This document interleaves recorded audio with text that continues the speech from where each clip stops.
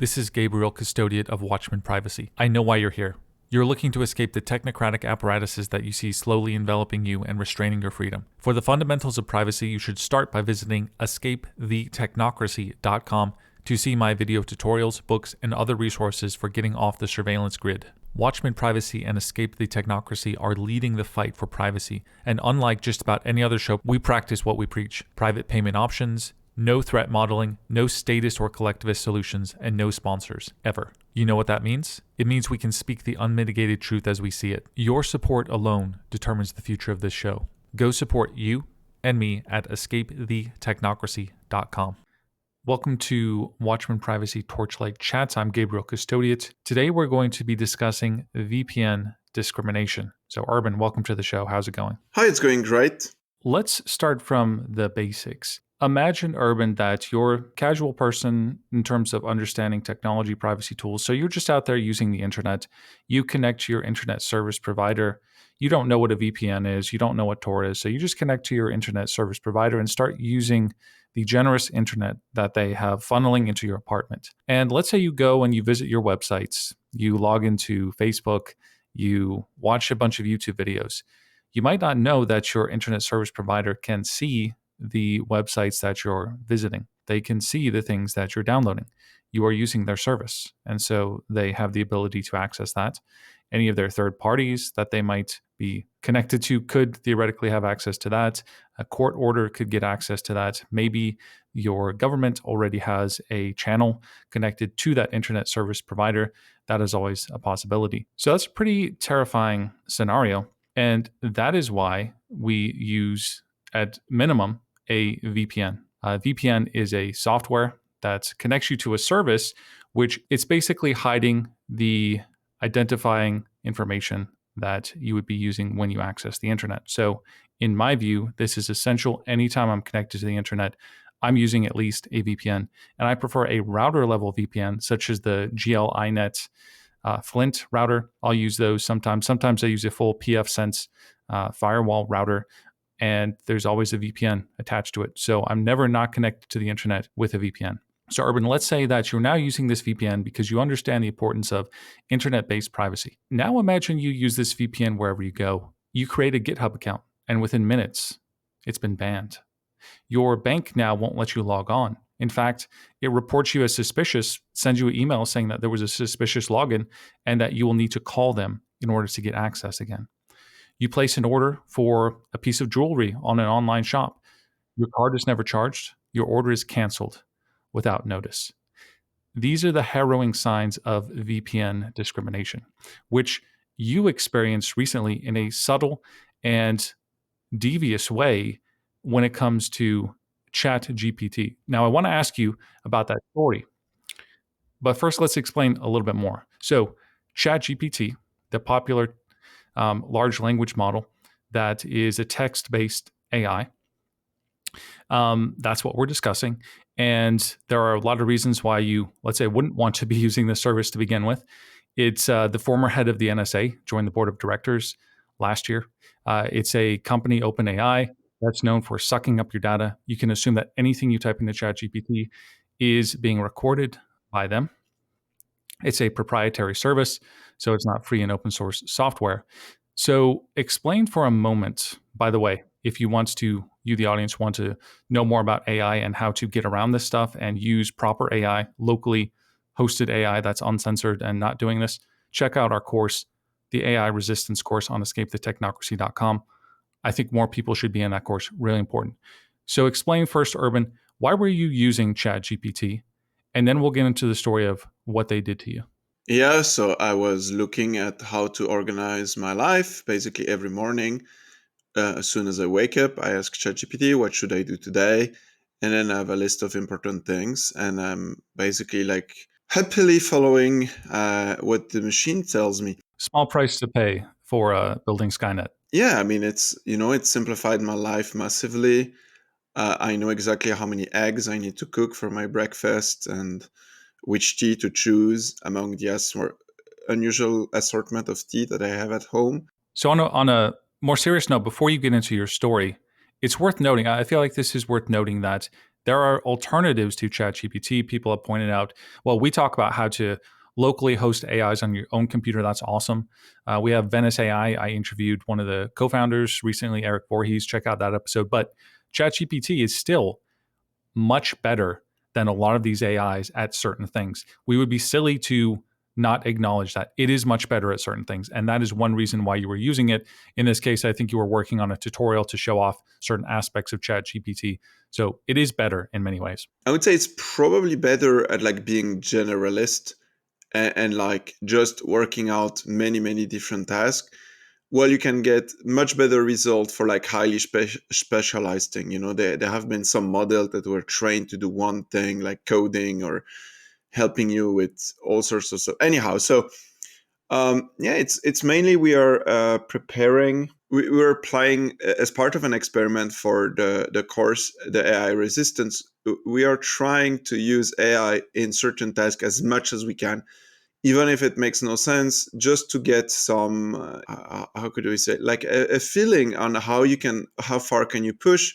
What happened is I noticed that for the past maybe 6 months or so, I don't know exactly when it happened, but I had issue logging into the account. Now, this is a regular account. I didn't think twice when I created it. 2 years ago or whenever they released this new tool, and it's an account. It has nothing special. I use my credit card. I use like my normal email and all that, those things. And yeah, I noticed it was harder to log in. But before this experiment that we started, it's not like I was going on ChatGPT every day or so. So I didn't really care that much. And I always find a way to bypass this. And there is issue with web browsers. Sometimes Firefox doesn't work. Sometimes Chrome. Sometimes this and that. And pretty much by disabling ad blocker, enabling this or that, I could always bypass this issue. And by the way, there is also discrimination with ad blockers, but let's stick to the VPN for now. What happened is a week ago when I was working on this, I suddenly just couldn't log in anymore. I had what happened is suddenly I was completely logged out of the account, like forced logged out. Not just that they ask you if you're a robot or they ask you, to select some silly things, but literally that you need to put your password and put your two-factor authentication if you enabled and this. And then I couldn't get back in. It would still put like some weird error that is not working. And I basically lost, I don't know, maybe 1-2 hours to try to troubleshoot and to see why this is not working. And the answer, it seems to what happened. Now, we don't have confirmation about this, and I don't want to speculate, but it seems that the VPN is a big part, because I saw many people saying on the internet, oh, just disable the VPN for ChatGPT and then you can log in. I tried everything they suggested in their documentation except turning off the VPN. Right. And it still wouldn't let me log in. So again, I don't want to speculate, but I think the fact... Typically, when one is confronted with what we call VPN discrimination, that is the company, the service detects that you're using a VPN, which are public IP addresses because they tend to be shared by that company. So they're known. These are known IP addresses. The company knows that you're using a VPN, and a lot of people who are doing nefarious things are using VPNs. So what a lot of companies and services will do is they'll simply block people or restrict your access or consider you suspicious if you use a VPN. I suspect also that these services and companies simply also want to track you in certain ways, right? Your IP address reveals your geolocation pretty specifically, actually. And so they probably also want that data too. That's also probably part of the calculus. But typically when you encounter this VPN discrimination where you can't log into an account or you're having trouble with a website, things that people do is, first of all, you don't turn off your VPN, right? That is so insulting when people say things like, oh, I'm sorry you're having trouble with your VPN. Please turn it off and try again. Like, no, don't ever turn off your VPN. What people will typically do is they will change the server. So you can go to your VPN and you can change it to a different server. This is a different IP address.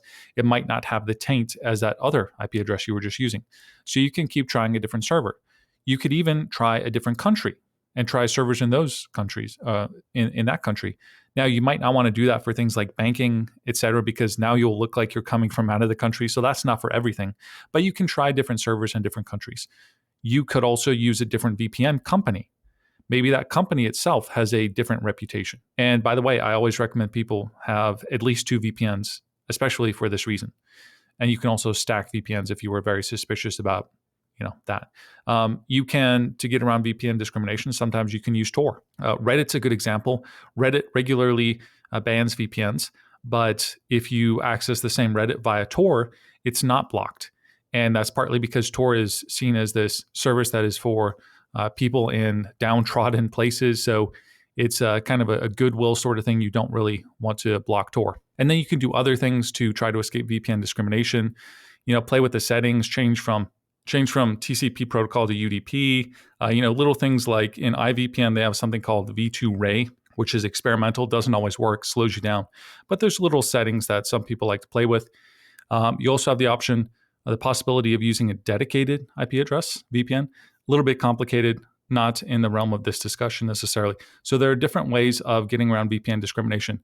Did you try any of these, Urban? Does it seem like that ChatGPT is blocking, just they don't like the concept, the idea of VPNs? To be fair, I'm so used to this that we are going to talk more about what you should do and what we think you should do. But in a sad way, I'm so used to this that I'm like, okay, I guess they don't want me to use their service anymore. And I just move on with my life. And that's fair.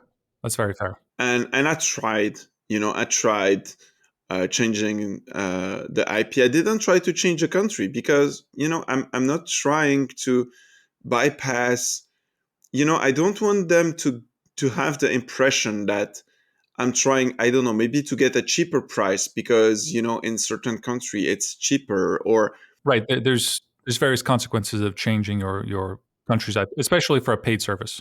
Yeah, and I don't want to give any impression about this at all. Like, it's as simple as that, I tried to change 1 or 2 times the server, and then I just move on. And maybe I'm not as advanced as you.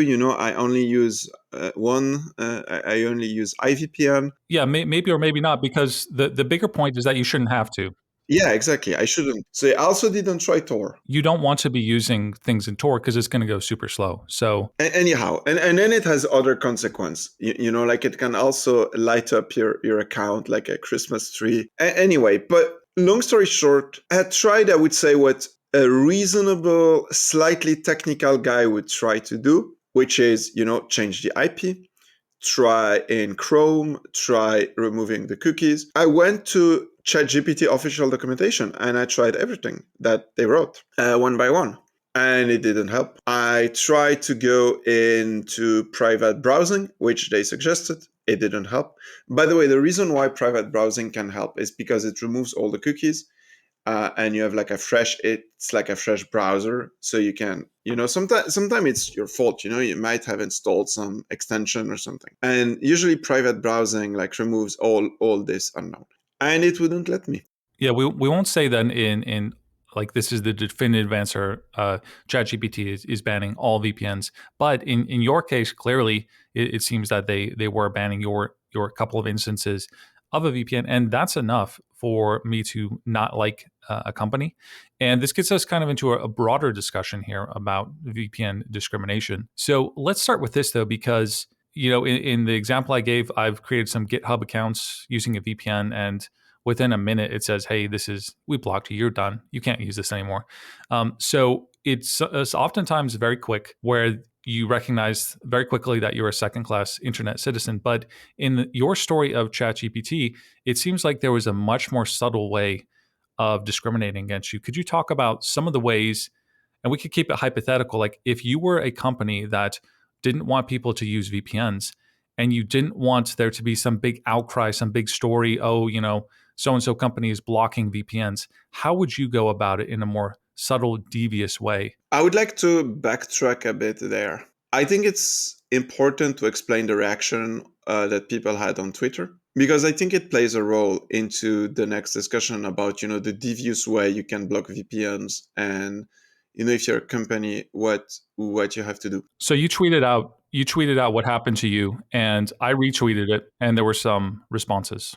Yeah, and another thing that I want to mention is this was a paid account. I was not trying to leech off free resource. I was not trying to get more quota than I'm allowed to. I was just a guy paying for a service and using the same country that I currently reside in. There was nothing in my behavior that was out of the ordinary. I never asked any controversial question except maybe to try out. But I think like everybody like sometimes does this just to try what you can do with the service. I never spammed. I never did any of this, and I'm paying. In your case with GitHub, you registered an account and you did this without paying. And to be fair, there are, we spoke about, the backdoor that was inserted with GitHub, right? So XZ backdoor that happened where someone created a bogus GitHub account and then contributed to an open source project. So there are security risks, right? I'm not denying that bad people use VPN to do bad things. But I think it's really different because, I guess for me, if you're a paying customer, there is kind of a premium, and it shouldn't matter even if you're using Tor, it shouldn't matter what you're using after that. And if people share their account, because this can happen, you can also throttle them. You can just restrict the amount of devices that you can connect with one account if you're bothered by people sharing their account. You have a paid account. You've been using it with this. You had a paid account. You had been using it with the same VPN. So there's no reason for them to just cut off your service when you're a paid user. You tweeted this out. What happened to you? And I retweeted it. And you were a little bit surprised by some of the comments. Yes. So after a week of this happening, we briefly discussed, both of us, and I was like, we are preparing a course, and we are basically like trying to learn more about AI, use it in different way. And I decided to tweet about it. And now, of course, lots of great answer and people like sharing their own experience and how this happened. But also, what I found is what I called the battered insurance syndrome. It's like, if you remember during COVID, and I use this to illustrate my point, there was like, I think, a movie theater chain that had a specific insurance contract about pandemics. And then when an actual pandemic happened, COVID, the insurance, like, they weaseled themselves out to say, oh, it's not really a pandemic because of this and this. And when the owner published their struggle on internet, people were like, oh, you didn't read the contract. You should have known that it's not really a pandemic. You should have subscribed to this. Instead of saying, no, this is bullshit, the insurance should pay, right? And I felt the same with this story. People are like, oh, I'm using a VPN. I can access ChatGPT now. There is no issue for me. Or some other people were like, well, you can just use the free version. And yes, I know. Like, the irony of it was, if I try to go, I didn't try recently, but if I try to go, when I tried a week ago, and I go with my browser, I can use the free like preview thing where you can ask like 10 questions and then it answers. And then when I try to log in to actually pay for the product, I cannot log in my account, which is ridiculous. So yeah, it doesn't technically block the VPN. Like, you can use for free. And this is, for me, is even more surprising because I would think that, people use the VPN to abuse the free resources. And I can understand why you want to, clamp down on this. Battered wife syndrome, and you're kind of playing off that. One of the symptoms is that one of the consequences is that the abused person thinks that the violence was their fault. And I'll add to that they defend the person who is causing the abuse. And so this is what you're describing when you tweeted this out and people were saying, oh, but this and that, and maybe even defend the company. Yeah, it's the friend of the wife in that case, because the wife recognized what happened, and then the friend say, "Ah, yeah, it's your fault." The underlying problem is, of course, that you shouldn't have to have any problems with a VPN as a paying customer of this service. And I would say even Netflix, that is notorious to not really like this, I think they settle in the middle where they said, well, if you use a VPN, you're gonna access the like international catalog of movies and not the region specific. So basically, you can access all the movie that everybody else can access. So you cannot, like VPN your account from USA to watch movie that you can't in Europe and vice versa. But they clearly stated this is okay. We gotta, and also, if I remember correctly, when Netflix was not allowing VPN, they clearly marked it. They said, "You're using a VPN, please turn it off for Netflix." So there was a clear communication. In the case of ChatGPT, we don't really know, and we don't want to speculate. Right, right. So let's move on to the previous question I asked then, which is, let's say that you are a company and you're trying not to be clear that you don't allow VPNs. Maybe you were trying even to be sinister about this and get people to who use VPNs to turn them off or not have access to their account. How would you go about doing that? Yeah. So remember when I think it was Reddit tried to force their app or login, or I don't remember exactly what it was, but remember the outcry and like how they had like a massive amount of people protesting and this and that.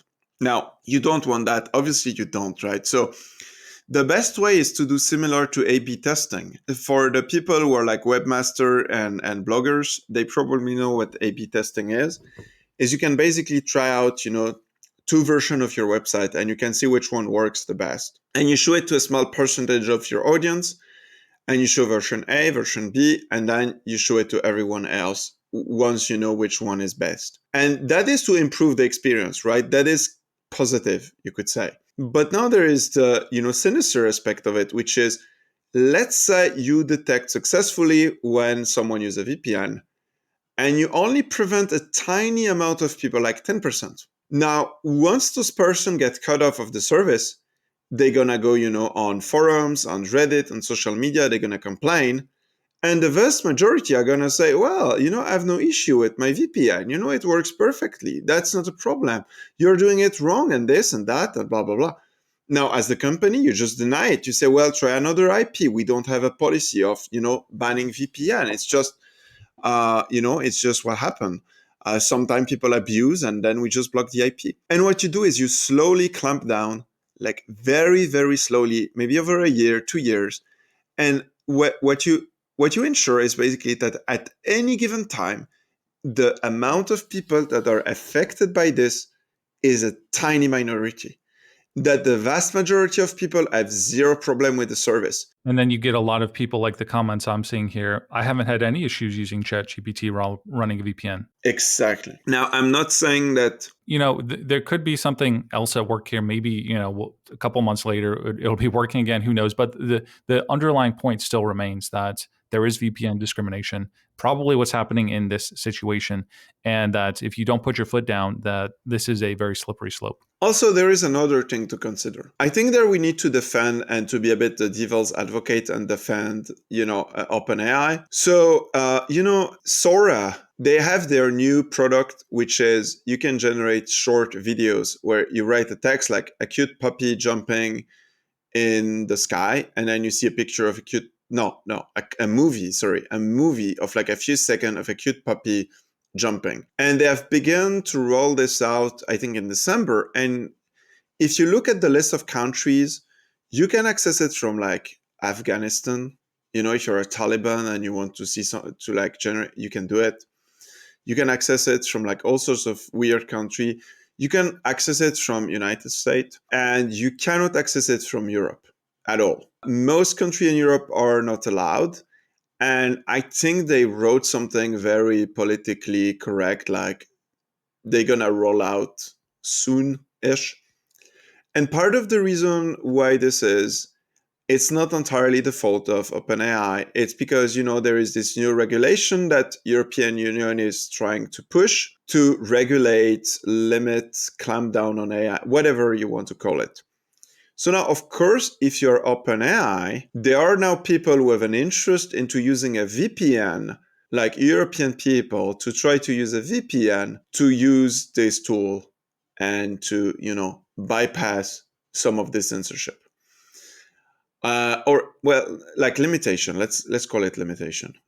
I think it's more accurate due to policies in different countries. So I guess compared to like 6 months ago, they probably have now a bigger interest into not allowing VPN, or let's say into seriously limiting the usage of VPN.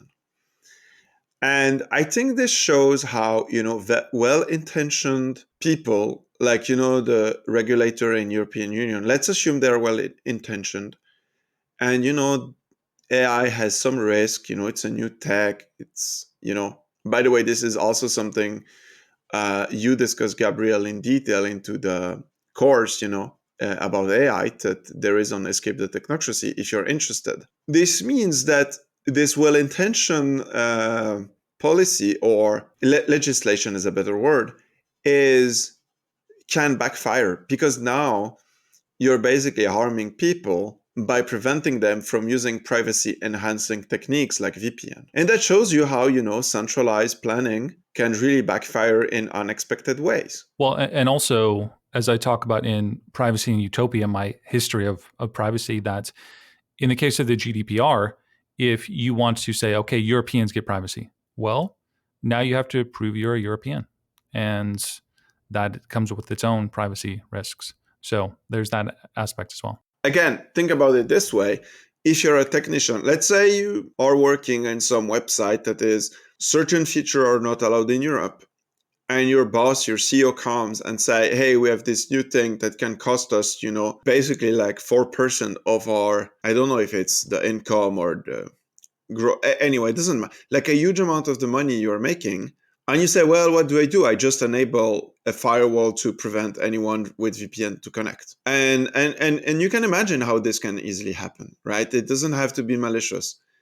But I think the bigger issue is that it means that when someone who is not aware of all of this start to use a VPN, they get this subpart experience, and then they will just, in many cases, quit because, they cannot order what they want with shopping. They are a second-class citizen.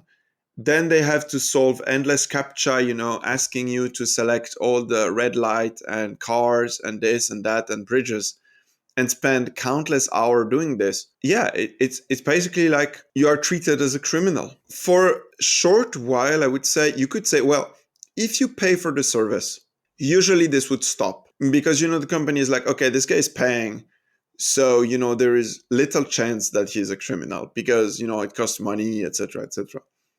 But now this is not even the case anymore. You can perfectly be banned even though you did nothing wrong, you paid, you're a good customer and everything. And it can happen in a shotgun way as well. So you maintain a list, I'm sure a lot of people do, of companies that discriminate against VPNs. Care to share a few of those? It's not really a list of companies that discriminate against. It's more like companies that I personally boycott. Okay. So let's put it this way. So like most people, they would disable the VPN and it would move on. Oh, and also the thing that I don't like about this is the unclarity from OpenAI. Like there was no explanation about what should I do to solve the problem. I've read that some people, what they did is they disabled the VPN, they logged in, and then they enabled it again. What's the point? You've already exposed yourself. In theory, you would only have exposed to like OpenAI for the logging page, and then everything else is encrypted, so the ISP would only know, but still, like, you shouldn't have to do it. That's the point. Like, you shouldn't have to do this. That is not something that it should be done. And how many people are tech savvy enough to, disable the VPN, log in, then enable it again, and do this every single time it asks you to log in? Right. Ridiculous. So most people, what they do is they say, okay, this is not working. I just disable the VPN and move on. So are there any companies that you also want to bash now that you have a moment to do so? There are so many. The list is really big. Yeah, but I would say any big tech company is probably somewhere in that list as you can imagine. And what I mean by boycotting is basically when I don't feel welcome by company, I very consciously decide to not use them, never pay them, and look for an alternative. And I Agreed. think this is the solution. And we are going to discuss more about the mindset so that it doesn't affect you. Because that's important. This can be, you can go in a very dark path. When you encounter something like this, you feel powerless. And of course, you want to access the thing. We feel it's important that you know that there is a way out. And the way out doesn't mean to humiliate yourself to do something you didn't want it to do in the first place. Right. The way out is to not be entirely dependent on one service and find alternatives. And this is all the stuff that we discuss on the podcast, in our courses, finding good software that's not going to screw you over like this. Now, there is a similar related thing that you've been having trouble with, this service called YouTube DLP. Now, this is a way of basically downloading YouTube videos in a very streamlined way. Well, using the command line, but in a very straightforward way without visiting YouTube. Very useful service used by all kinds of people. Great way to, for example, have access to YouTube without ever visiting that, the website. Well, I guess you have to visit it to get the link. Maybe you could do that on Tor, and then you download the video. It's your file on your computer. Very useful service for all sorts of things, archiving, etc. You've been having some trouble with that. Explain, please, the trouble that you've been having and what to do about it. Yeah, so it's in a way it's similar, It started by you. So the first thing is YouTube DLP is a tool that allows you to automatically download a YouTube video. And now you can see why YouTube doesn't like it, because it costs them bandwidth to serve you, and you don't see any ads or anything. It just gets the video, removes all the ad, and that's it. And you have only the video and you can play it on your computer. Now, YouTube has been playing a game of cat and mouse. And I remember in the good old day where you could go to a special folder in your computer and you could just copy paste the video that were, there. And now if you look, it's like a hardcore process. Like actually playing a YouTube video is extremely hard. There's a lot of encryption involved. You need to do all kind of stuff in a very specific way. It's anyhow. And there is this tool that is called YouTube Download, and there is several clone of it, and one of them is YouTube DLP. And this one is the one that I prefer because it's, I don't know, it has a bit more feature. And yeah, I've noticed that, it used to be that you could just use it and now it would just work. And now even for short video, let's say, there is a news event and we need the video so that we can, comment on it and we can have a discussion about it.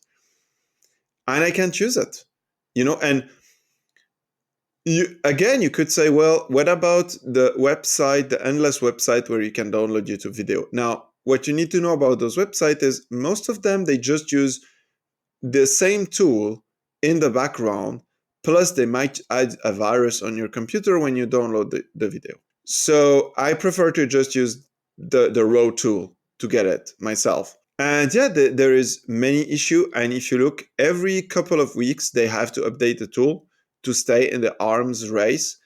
And if you look, it's like several hundred, if not thousand of line of code just to play a simple video, which is insane if you ask me. Like the arms race between, preventing people from downloading something and, YouTube is like, I don't know, it reached a level that I think people don't appreciate. Yeah. And so YouTube has been discriminating, I would say, against people with VPNs recently. It has been showing if you visit the website, sometimes it won't load. Sometimes it'll say, hey, you need to log in. There's kind of some ways to get around it, but it's getting more toxic. So people are going to tools like YouTube DLP more often. Now, what are they doing? What is YouTube doing to make it difficult even to use YouTube DLP? So basically, it reached a point where they ask you to get an account and they force you to get an account. And I mean, there, you could say I'm a bit ideological, but actually, I would love to pay for YouTube. Honestly, I would love it. I would love to pay for any video that I would download, like a few cents to a few dollars, depending on its length. I would love it. I would have no issue with it. My issue is simple. I do not want to use a Google account. I do not want to give my personal information. I do not want to subject myself to all kind of weird rules. I do not want to get my account shut down. I just want to pay for the one video I want to download. I don't care about the ads. I'm okay paying YouTube. I'm okay paying the creator. That's it. Done. And that's my problem. And this is why YouTube, right? So what the reason why they are doing this, again, we can only speculate, but it's probably to push people to their premium. But for me, the premium does not answer my need. My need is I want a way to download any video from YouTube without necessarily having to, this humongous, data collection thing. Because it's not just about you play this video. Did you know, for instance, Gabriel, that when you seek, which means when you literally like move the cursor of the player, did you know that every single tiny time that you move it, it records this as an event? And then as a YouTube creator, and you probably know this because if you go in the YouTube settings, you can see exactly when people played your video and at which timestamp. And I bet that YouTube could even come up with a fingerprint of somebody based on their how quickly they move, what they tend to go to, etc. Yeah, totally. Especially among, if they watch the same show over and over. I could imagine. Yeah, totally. Is there any solution currently to the YouTube problem? No, because running YouTube is hard. And if you don't believe me, try to host your own video. It's a hard issue. Yeah. It requires a lot of bandwidth, and you see all the alternative of YouTube, like you see people in the alt right, alt left, all this, all that are trying to create their own solution, and they all struggle because it's fucking expensive. Yeah, it's expensive and you need the user effect, right? Now, what I think one thing to say here is that all creators should be uploading all of their stuff simultaneously to Odyssey, Rumble, BitChute, and any others that they can think of, so that it does not exist exclusively on YouTube.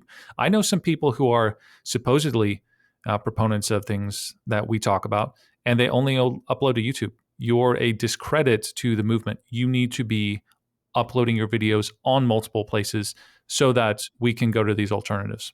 Honestly, torrent them. If you're okay, like if it's your video, you're the copyright owner, and you can torrent them. Yeah, what do you talk about? Torrent it. What do you mean there? So, for instance, let's say you're a podcaster, or let's say you're doing documentaries, right? And you release them for free on YouTube, and maybe you rely on the money of sponsor and stuff like this. Why not just putting it as a torrent? Now it's still on YouTube. People can still watch on YouTube, but they could also download on torrent in the case that they cannot access YouTube. We've tried to do something like that. It's a little bit tricky. It's not, but I mean, I'd love to see people start experimenting with it. I mean, it's better than nothing, Like, of course, will it apply to like 90% of people who have a YouTube account and have no VPN? No. But then on the other side, yeah. And also, I just want one thing, because I don't think we spoke enough about the solution. Let's fit this in there, and then we'll talk solutions in a second. There's one more part of this, which is ad block discrimination. Explain that real quick. Yeah, so it's basically very similar to VPN discrimination, and it's detecting that you're using an ad block, and it's trying to make it impossible for you to view the content. In a way, I think it's a good thing. No, I'm trolling, but free stuff is not free, guys.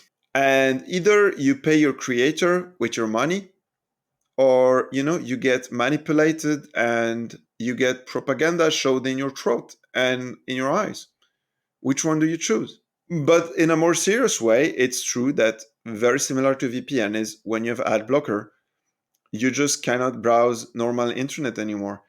And for me, it's also a bit sometimes like I have sometimes this issue where when I started to work in cybersecurity, I would recommend people like use a VPN and use an ad blocker. And usually people loved it because their internet went faster. They wouldn't have ads anymore. Right. Whereas these days, If I recommend, I can't recommend a VPN and an ad blocker just to my casual people in my life because they're going to run into all kinds of issues any given time, and they're not going to know that it's the ad blocker that's at fault or the VPN that's at fault.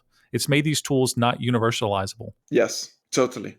And I think there we went backward. Like 10 years ago, the situation was much better.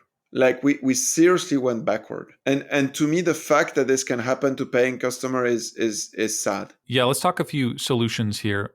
I advocate, and we advocate taking strong stances. Don't turn off the ad blocker. Don't turn off the VPN.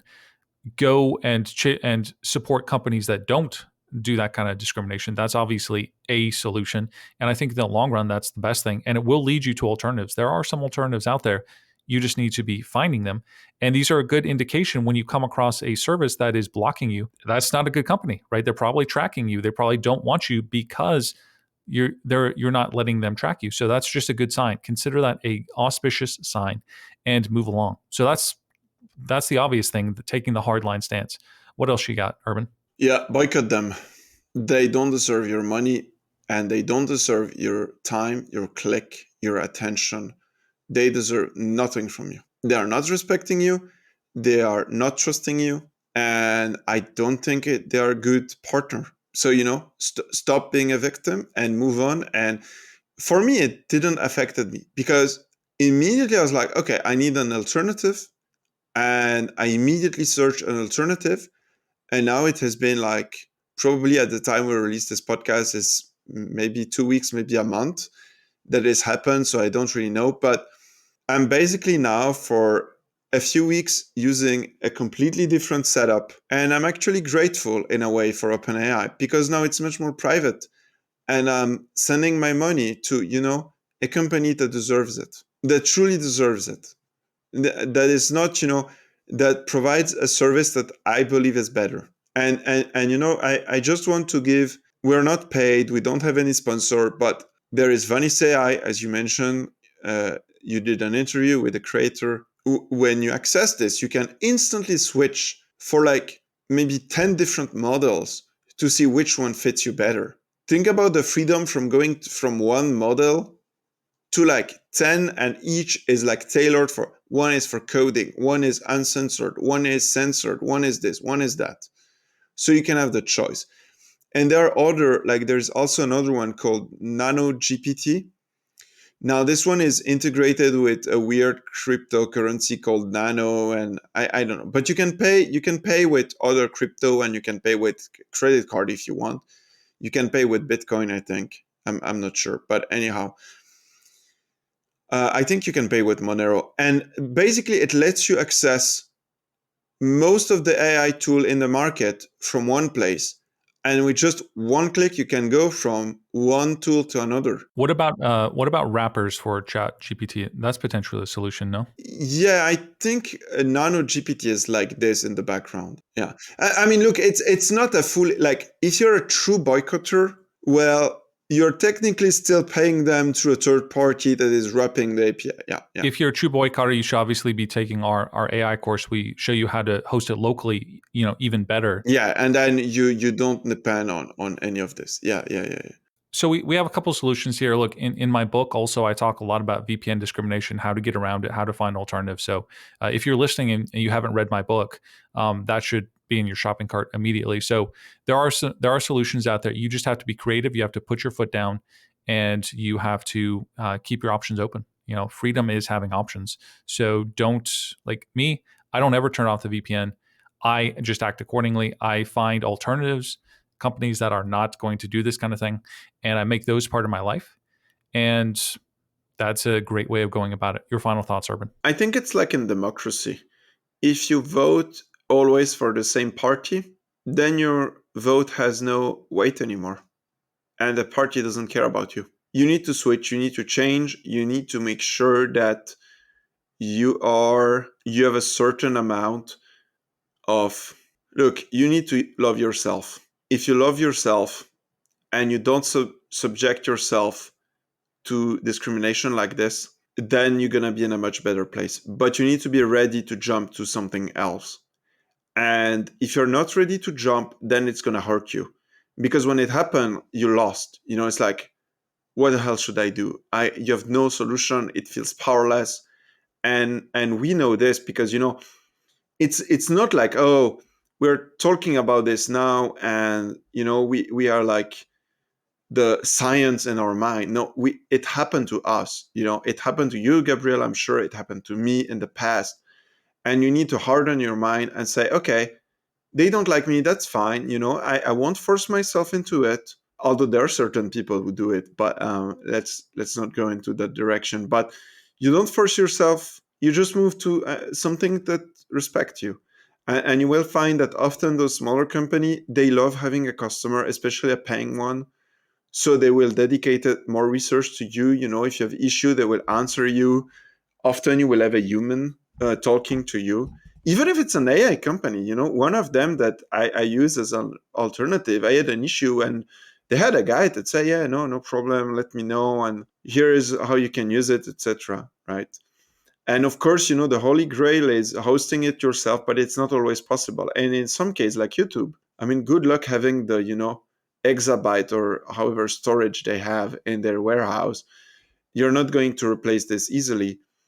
But sure, as a content creator and as someone, you can already start to put things, not all your eggs in the same basket, and look for alternatives. Hey, thanks for listening. Look, I could use your help real quick. If you could share this, engage with me in some way, leave a review anywhere. This really helps me to break the technocratic shadow banning that is happening with my brand. And of course, if you really want to escape the technocracy, go to escapethetechnocracy.com. Privacy tutorial series, books, consulting, and of course, you can leave a donation. Thank you very much.